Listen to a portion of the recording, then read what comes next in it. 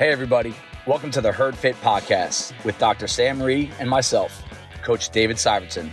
This podcast is aimed at helping anyone and everyone looking to enhance their healthy lifestyle through fitness, nutrition, and most importantly, mindset. All right, welcome back to the Herd Fit Podcast. I am Coach David Syvertsen. I'm here with Dr. and Coach Sam Rhee. We are going to do a couple episodes now. We think it's going to be 2. We'll see. Sometimes we don't know. We just start talking and say, all right, that's long enough.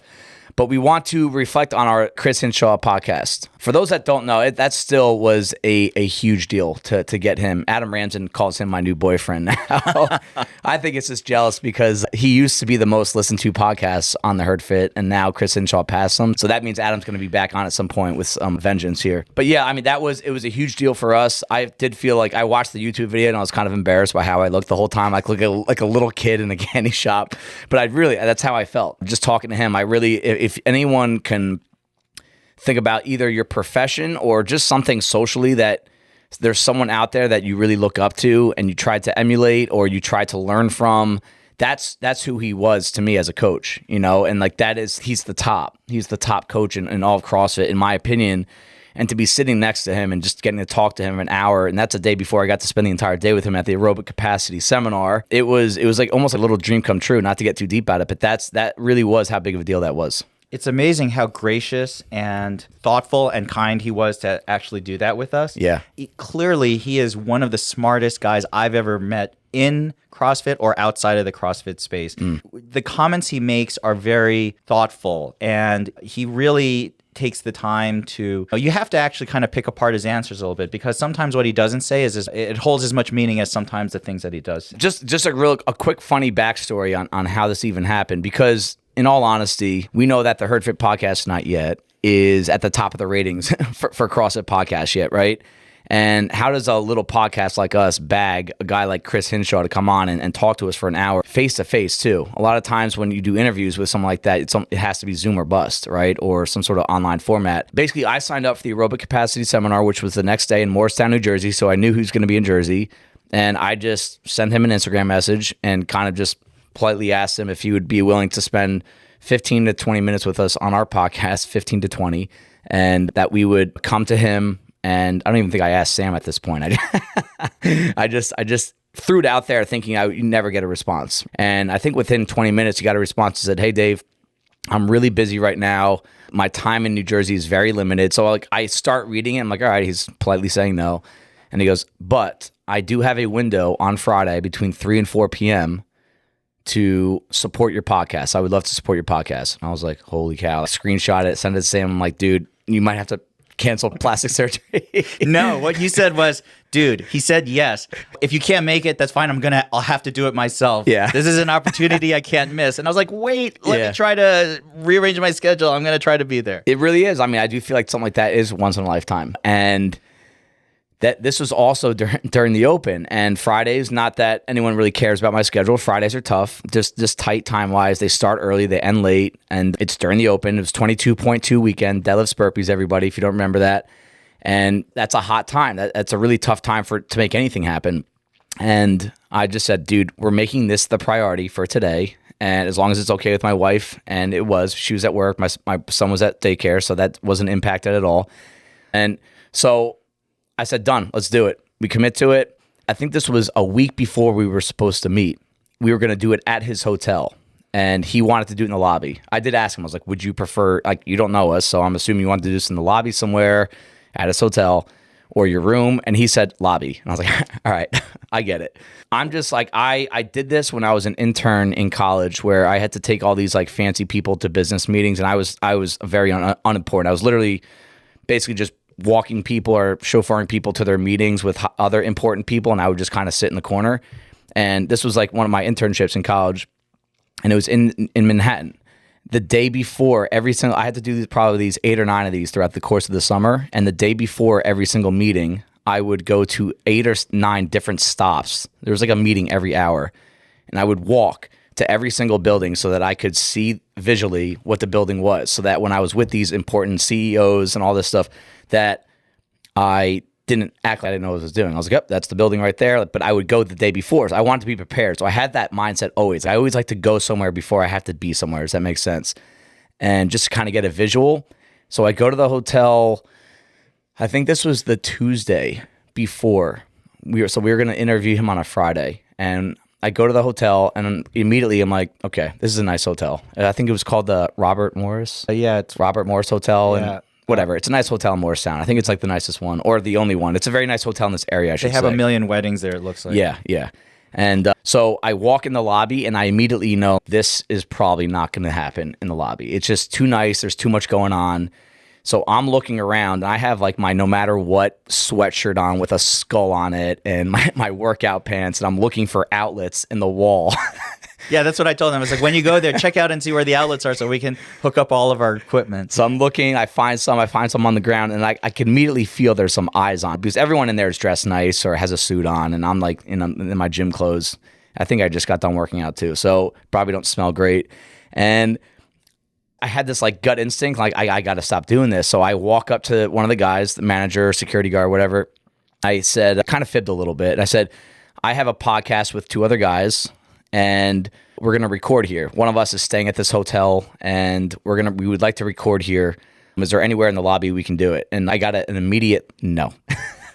And I'm like, oh no. Wait, so she goes, would you like to rent out a room? And I'm like, well, I'm going to be here for, I was thinking like 35 minutes, 45 minutes by the time we set up, introduce ourselves. Like, I'm not going to rent out, what is it, $500 to do that? No. And they bring me up to the front desk and said, let me see if I could do something for you. So the guy was nice, all right? But they were definitely like, you're not even going to want to do it in the lobby. Friday afternoons, it's one of the busiest times in the hotel, and it's just noisy. There's backup music. There's like elevator. It probably would have messed up the aesthetics a little bit, right? Yeah, it would have been hard to record without all this stuff going on. Yeah, with all the music. So Yeah. I go to the front desk, and he's like, okay, what's the name? And I'm just like, Hinshaw. His name, not mine, but I just said Hinshaw.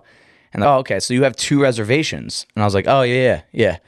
And he goes, I can upgrade one of the rooms. This is what I can do for you, all right? I can upgrade one of the rooms to a conference room suite. And a conference room suite is basically, it's a conference room up front, like big circle conference table, and in the back is a bedroom, all right? But it is one room. In my head, I'm like, Chris Hinshaw has never met me. He has no idea who I am. And now I'm being asked to change his hotel reservation.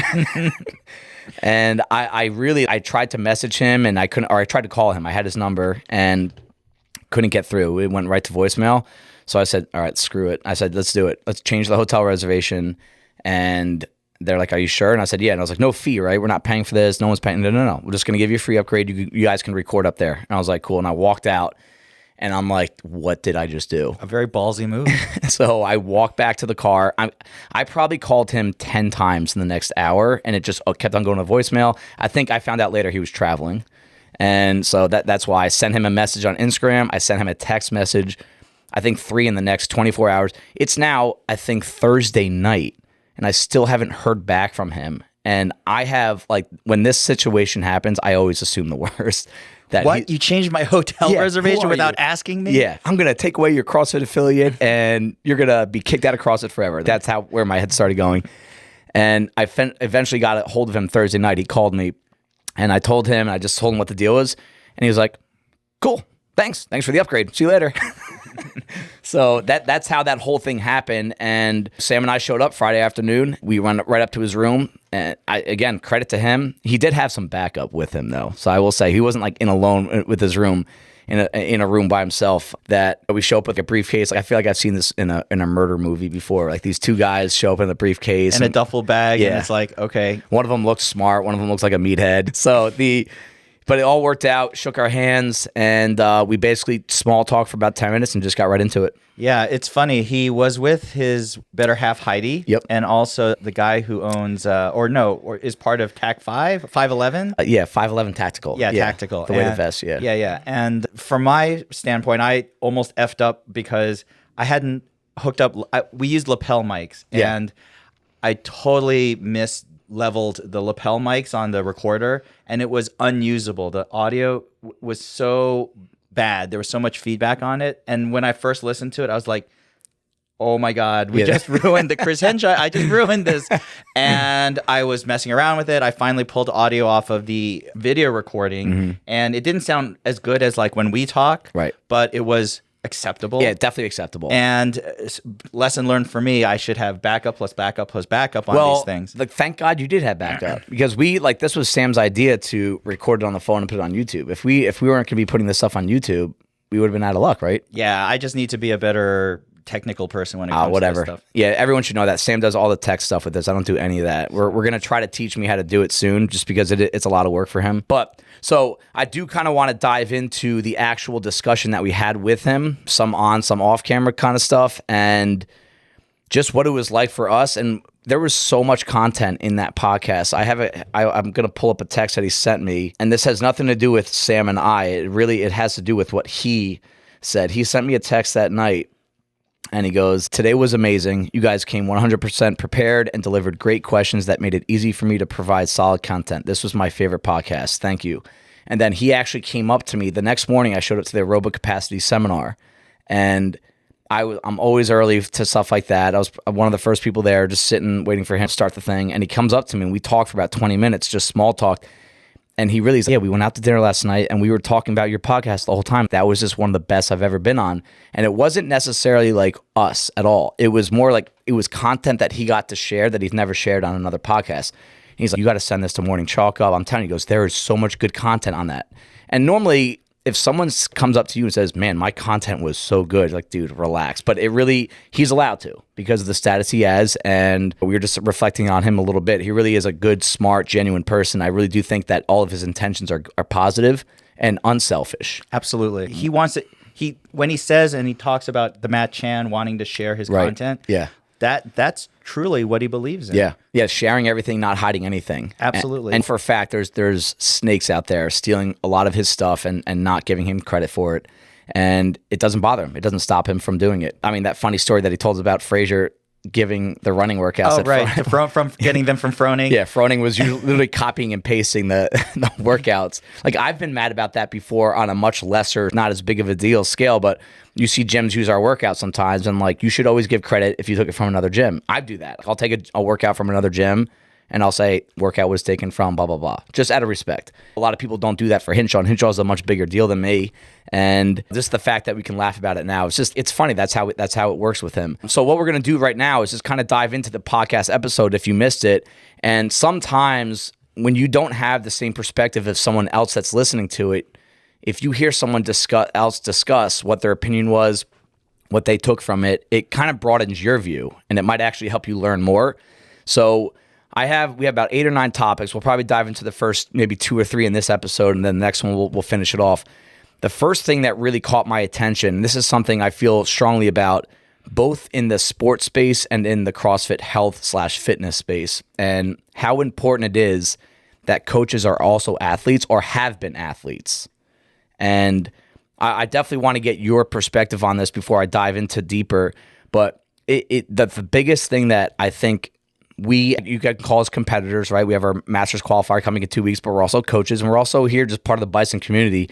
How important it is for us that we do CrossFit. We teach CrossFit, we coach CrossFit, but we do it 3, 4, 5, 6 days a week, and we really immerse ourselves into it for a long time. Yeah, I've heard this several times about the CrossFit community. One of the prerequisites for anyone who is going to be teaching it or be part of it is you have to bleed CrossFit, and that means believing in its methodology and using it in your own life in every way, shape, or form.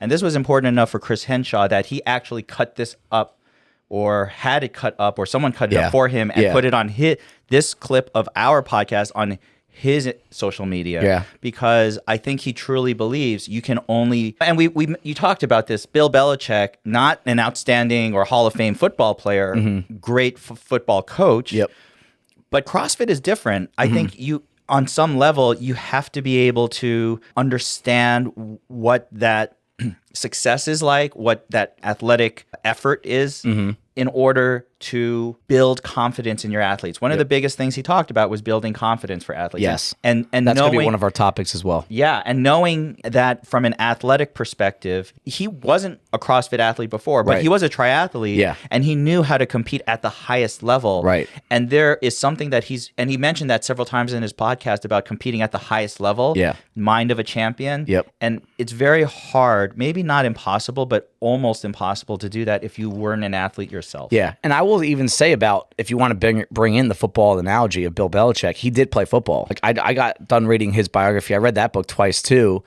and that he did play. He just wasn't very big or fast. And so it's almost like one of us couldn't coach a games athlete because we weren't at the games. No, we were in the sport, and we've been in CrossFit for a long time. So we do have enough credibility / experience with the movements, the workouts, the stresses, the ups, the downs, that I think that's the biggest thing that I see with Hinshaw is he took all of his experience as an athlete, the ups, the downs, the failures, the success, the work ethic, these things that no one ever knows about that you do that have to get to that level. He can truly understand what the athlete is going through, right? And Hinshaw, when he said he started coaching Matt Frazier, right, he said one of the hardest workouts he ever gave him was, I think it was 9 rounds of a 300-meter run in 54 seconds, I believe. Don't quote me on that. It might have been 56, with a 100-meter walk. All right, that was the workout, but the walks had to be done in a specific time.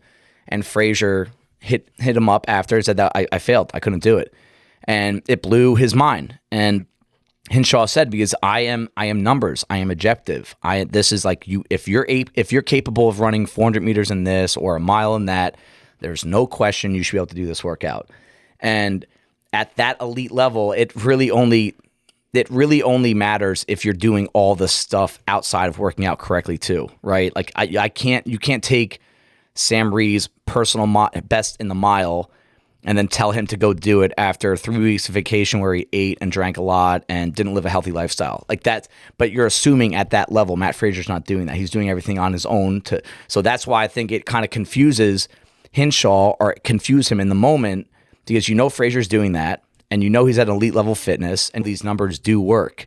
And it's interesting to me that he can take his experience as a high level athlete, that we gave all the accomplishments that he's done in the Ironman, and take numbers on a spreadsheet, which he loves a lot, his spreadsheets, and it's just basically, you're a robot almost. And it would be really hard for a coach that doesn't have any experience as a high level athlete, or even in CrossFit space, to tell someone to do that. Like, at the end of the day, if you're an athlete and you can't do something, like, you fail, but the coach is telling you that you should do it, a lot of people have that defense mechanism of saying, well, who are you? Who are you to tell me that I should be doing this? There are multiple aspects to this. One of them is the credibility of the coach, so that the athlete has buy-in, which was one of the big things that he also talked about. Yep. The second thing is, and I think coaches have to be able to get into the mindset of what that particular athlete is thinking. And it helps if you yourself have experience. Mm-hmm. It's not impossible for you to understand what that athlete is thinking, but boy, it's a lot easier if you've gone through it too. Yeah. So, and we can even get away from the sport, because I know a lot of us, I would say most of the people that listen to this are not in the sport. They're here for fitness, and yes, they care about performance. They want to get better, but they don't really care about competing or even getting to the elite level. They're here for the workouts. They're here to be healthy. I think this applies to that coach as well. And I'll tell you why. This happens a lot when I coach. When I do my pre-workout talk at the whiteboard, I like to really dive into details if I have the time. If we're a little tight on time, I have to be a little quicker with it. And sometimes I'll shout out to Ella. Ella, sometimes when I talk about a workout, I will talk about what's going to get hard, what's going to sneak up on you, what's going to suck. And she goes like, Dave, why do you have to tell us that? I don't want to know what's going to suck. And sometimes I think and we all laugh about it. And the perspective is not for you to be like, all right, guys, this is going to be really hard. Like 9 out of 10 times when you come here, it's going to be really hard. And we all know that by now. But I do think it helps that a coach has done this workout, or has done the exact version of a workout, or has been doing it for so long that I've probably done this kind of workout 30 times. And I can give you a lot of my coaching experience when I talk like that is not to scare someone, or obviously, I hope you know that. It's I wish someone prepared me for that, right? I always like to give the story of the open workout, 15.5, 21, 18, 15, 12, 9, 6, 3. I think it's one of your least favorite, thrusters and bar facing burpees. It's everybody's least favorite. Yeah, it sucks. And I still remember, like, that there was no pacing back then. And there's good and bad from that, right? It got me in decent shape for a while, but then at some point you bought it, you just can't get any better doing it that way. Where I did my 21 thrusters and my 21 burpees in 1 minute and 30 seconds. All right. That is really, really, really fast. Okay. It was like a sprint. It's almost like if that was the time, if that workout was just 21:21, that's how fast I went. And I remember I bottomed out so hard when I think I was in the set of 12. I was laying on the ground for 8 seconds in between every burpee. It was so bad. I remember we almost went to the hospital after that. And that was like a moment for me where I wish I had a coach tell me, like, dude, no one cares about how fast you do 21 or 18. It doesn't, you're not even halfway. And like when I'll talk like that in a workout and everyone's like, oh, why do you talk like that? I wish I had someone that would tell me that. And that's a disadvantage of being a young CrossFit box owner that programs and coaches. And back then I was coaching almost everything, right? Where I didn't have a coach. So I just did everything on my own. But if I had a coach there tell me right now, hey, you got to slow that. So I remember when I redid that workout, I did the 21 and 21 in 3 minutes, twice as long it took me to do 21, and my time overall was 2 minutes faster.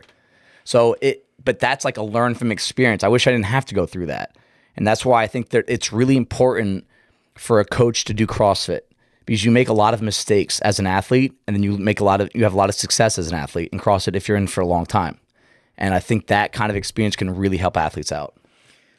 What I took away also from this was to maintain a certain level of empathy for your athlete. Yeah. I think especially when I'm coaching beginners, there's a certain level of frustration as a coach and impatience that naturally comes to play, because I remember when I had a beginner and we went through box jumps and there was a huge hang up about just jumping in general. And a lot of beginner athletes have a huge hang up about jumping. Yep. And I was a pretty young, raw coach. Yep. Didn't have a whole lot of empathy. Mm-hmm. Finally, okay, how about 12 inches? Okay, how about 6 inches? And finally, I think I put like a 10-inch plate on the ground. Which is 1 inch. And said, jump on this. And she did, but I wasn't particularly nice, or I could have been a little more empathetic. Okay. And so when I think about coaches understanding the mindset of athletes, it doesn't matter if you're coaching Frazier, a champion, you need to understand the mindset of every athlete. Yeah. And when I think of this, I think about, all right, I really should try to get into the mindset of an athlete. And when I was faced with a challenge and I was really scared about doing something, what was helpful for me, what wasn't helpful, and I should approach it as a coach that way too. Yeah. And having the CrossFit experience, because we all face challenges, big or small, I think Hinshaw hits on that. Yeah, and he does. He does a really good job of reflecting on his own shortcomings physically. He says it all the time that he has a genetic physical advantage that allows him to compete in the Ironman at a high level. Yes. He talks about his VO. He talks about his slow twitch muscle fibers, which you can get measured, and he has a physical advantage over it. But he also knows at the same time he's never going to be strong. He's never going to be fast. He hates sprints because he's not good at it, right? He is like us in that regard. And he started CrossFit, I want to say, at Jason Klepa's gym in 2009, 2008, I think that era. And he talks about that story all the time, how he showed up, he was too scared to walk in, and he left his first time. Yes, that resonated with me. Yeah, and so he's been there, and I just think it gives him more and more credibility. Imagine Annie Sakamoto's gym. Yes, Annie Sakamoto's gym. And yeah, he started coaching Klepa a bit later. So that just knowing, and I hope all you athletes can really take that in, the way Sam and I took it in as students to Hinshaw, that when he gives these stories, he is telling you from a coaching perspective, like, guys, I get it. So it also means that when a coach tells you, he told us a story at the aerobic capacity seminar about Tia, the fittest woman on earth by a wide margin, how he had to tell her at a point, you need to suck it up. You need to do better. And it was on these, it was short interval pulls where you have to see how low you can get your pace.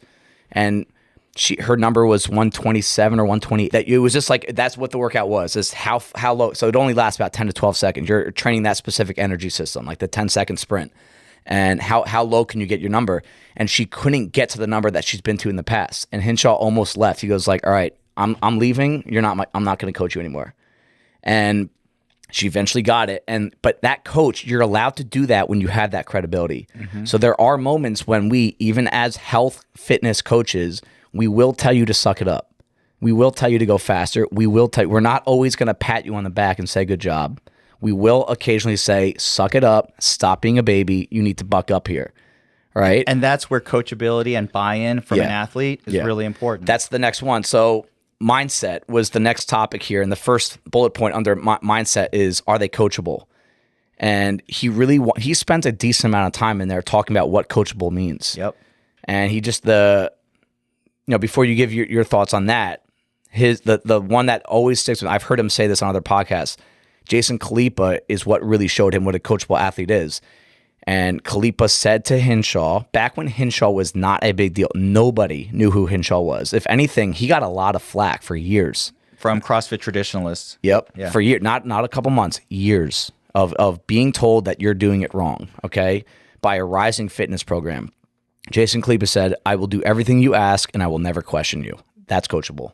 Yeah. I mean, I think when you listen to him, you could tell he's a very experienced coach. And I also see this in other experienced coaches and just teachers in general. They get more and more frustrated encountering lack of coachability or lack of buy-in. I think there's nothing more frustrating for a coach to be experienced, to know they could take someone from this level to this level, and then just finding that athlete is not willing to be coached or is not going to engage in buy-in because of any number of reasons. Right. And he's mentioned it about especially some guy CrossFit athletes, high level, who just weren't able to get past their ego and actually suck it up and believe in what was going on.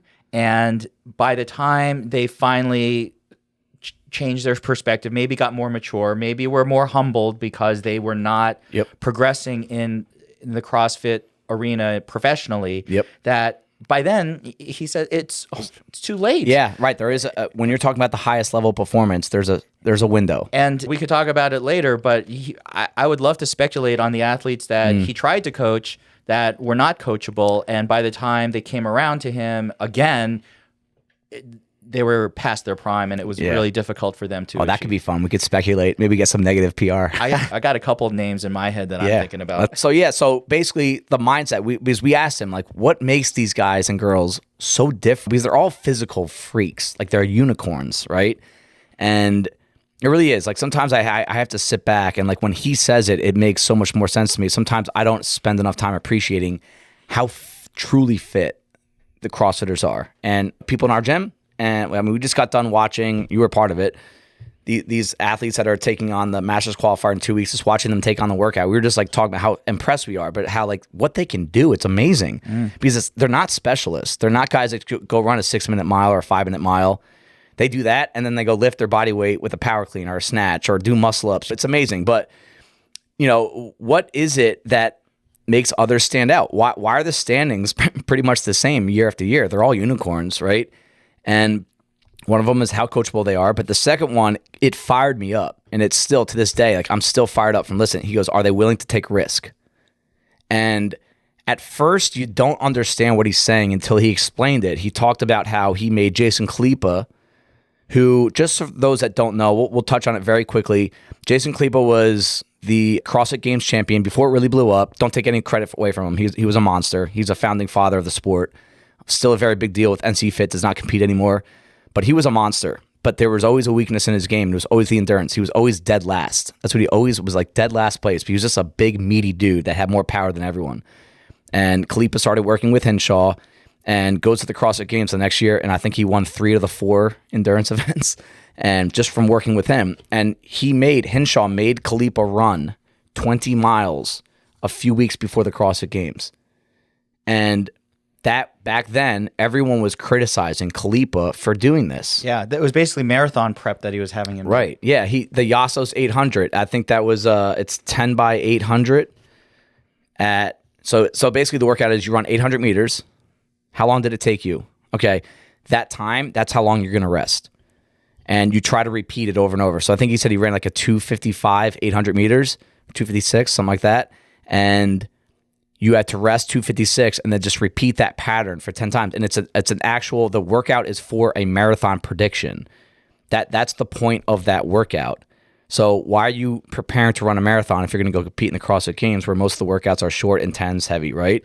And he did it, he accomplished it, and he went out, and I think he had his best year since the year that he won. And he was dominating the endurance events, and he took a lot of heat for that. And that's what we call risk.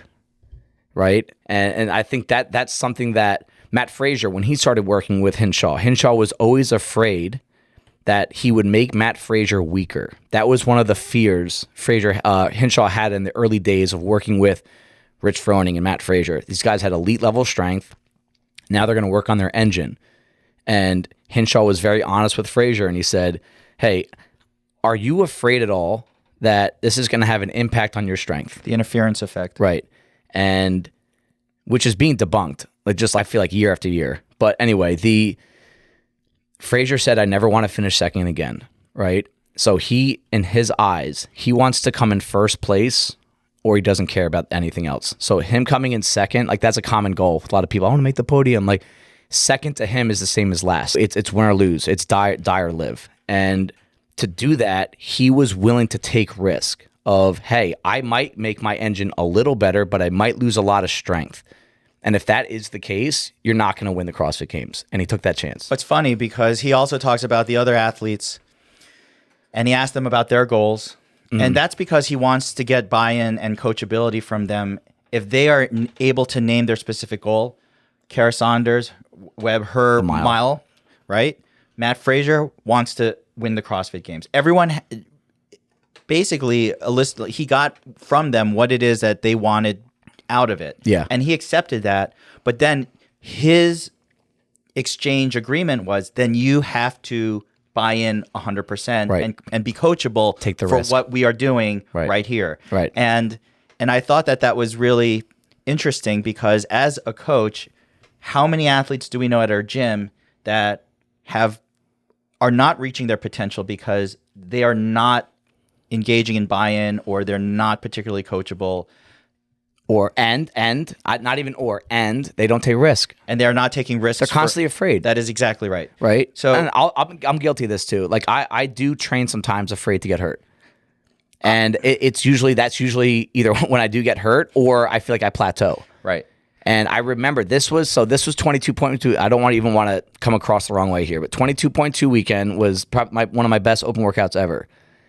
And I do think it was a direct result of talking to him 2 days prior about taking risk, about really going for it. And I've been fighting an issue with my hip for a while, and I went into it saying, F it, I'm going for it. And it was my best result worldwide since 2018. I think it's liberating to be able to take risks, and you don't have to take risks all the time. Right, exactly. Last year in the AGOQ, the 4-rep max front squat, I posted about this actually. Yeah, you did. Yeah, I failed 255 or something. Yeah. And you told me to go up to 275. Yep. Hit 2, missed on the 3rd. That was a risk. Yep. But honestly, that was worth it. It was liberating to be able to do that, to not feel like just go for it. Who knows if I'm going to make it or not, but not be safe, not just go for a 245 and make sure I hit that. Exactly. Just I just went for it. And in certain, like you said, injury is always in the back of everyone's mind. Yep. But sometimes, especially if you're in the competitive mindset, correct, it's going to be liberating. Yeah. Even recreational athletes, if you feel like you're not hitting your potential, think about it. How coachable are you? Are you really following the programming? Did you show up Tuesday for Nancy when you suck at overhead squats and you skip that workout? Hello, about 50% of the gym. That pissed me off. No, I know. I get. Yeah. Listen, I see what people's mobility is like, and listen, you can't do 65 pounds or 95 pound overhead squat. Come in and do the barbell. Yeah, or even the overhead lunge. We provide that as a scaling. You don't like running, okay, but you hate rowing. Well, you know what? Well, we gave the rowing option, so there was no excuse to not come in that day. I see the athletes that come in and they have buy-in on those days, and I look at the whiteboard on those days, and I know who truly has coachability and buy-in. Yeah, no, that's a great point, and it's all about comfort, right? Being coachable and taking risks is about running away from comfort. And I've said this so many times on my own social media. If you are constantly looking for comfort, you're losing. And if that never leaves, guys, we live in the most comfortable country on the face of the earth. We don't even realize how privileged we are. Your comfort level is fine. But if you really want to see gains, and this is why I do blending, we've done a podcast on this before, blending sport and fitness together. This is under the same umbrella. You do need to kind of get away from constantly wanting to be comfortable or doing the workouts you like doing or being with the people that you like when you work out. You need this pull-up bar, you need this box, right? here we are venting. That really does. It leads you down the wrong path. And again, this is where Sam and I are coaches. We are allowed to talk like this because we care about the big picture. And I think we see the big picture in athletes, just like Chris Hinshaw sees the big picture that the athletes, they just don't see it. I have major coachability issues myself. I acknowledge that. But when I look at this, it makes me want to try to be better as an athlete, and I want others to challenge themselves and look at it and say, am I truly buying in? Am I truly trying to be coachable? Right. Am I truly, when I need to take risks, taking risks? And that's what it takes to win. And win is not only competition. It could just be the goal that you're pursuing right now, right? I mean, he talked about that story with Carl Webb at the time, Carl Sanders now, right? About when she wanted to get practice on the bike. There was that one year they did the bike. I forget what it was called. It's like a road bike, and the wheels are really thin. People crash on them all the time. I want to say cyclotron, but it's not that. It's something else. Yeah. And they went out and practiced the night before. I think it was at nighttime, 9 o'clock at night. And Hinshaw was telling her is that the key to being good on the bike is you have to get in the draft of the person in front of you, which means you need to be 2 to 3 inches away from the person's rear wheel. Your front wheel needs to be 2 to 3 inches away from the front. I can't imagine doing that because those guys, you're going probably 20 to 30 miles an hour. And if something happens, I mean, I'd be afraid of running over a pebble, let alone running into somebody else. And Hinshaw said this. He goes, I can say that with my athlete background because I have crashed going 40 miles an hour on that bike several times. And he goes, at some point, it doesn't even matter anymore because if you're in the sport, right, watch sports on TV. People get hurt all the time. And that is part of what I have people this time of year, right after the Open. I'm meeting with people every week right now about the next year. And this is a very popular time of year where people say, hey, I kind of want to up it a little bit. And I make sure that I say in these meetings, okay, just know this. There's a lot that goes into this. All right, that could be another podcast sometime. But you have to accept risk here. Your entire mindset needs to change to, okay, if I am actually going to up my game a little bit, it's not going to be trying harder on burpees, right? Like that's a given. That's like taking a left step after your right step. It's no doubt that you have to do that. That's the beginning stage. You need to accept that you might crash on your bike, and you can kind of relate to that to whatever situation you're in. Agreed. All right, so that's going to kind of wrap it up for this first episode on the Hinshaw. We have a few more topics coming at you guys next week. I think there's a lot for you guys to chew on in that episode. Some of it positive, some of it negative, but it really comes down to what we can learn from the athletes that Chris Hinshaw has coached and also the experiences that he has. And just know that it is all about taking risk, being coachable, and understanding that mindset controls everything. And the physical stuff comes after the mindset. Thank you, everybody, for taking the time out of your day to listen to the Herd Fit podcast. Be on the lookout for next week's episode.